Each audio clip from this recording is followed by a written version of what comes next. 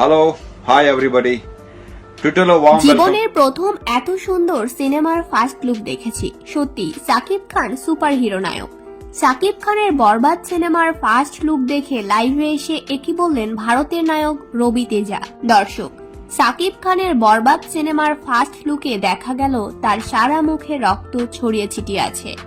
দামি ব্র্যান্ডের গাড়ির উপর দুই পায়ে ভর করে বসেছেন, এক হাতে পিস্তল, আর তার পেছনে কয়েকটি ভবনে ও সড়কে আগুন জ্বলছে।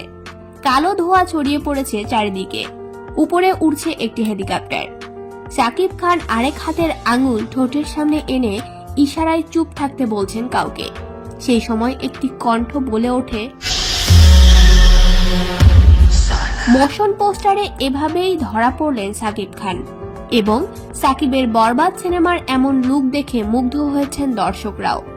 রীতিমতো সাকিবকে নিয়ে বেজায় প্রশংসা ভাসাচ্ছেন তারা।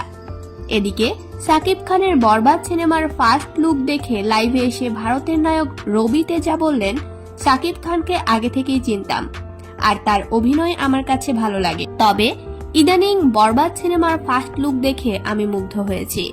সাকিবের নতুন করে আবারও ভক্ত হলাম। সত্যিই মনে হচ্ছে সিনেমাটি অনেক ভালো হবে।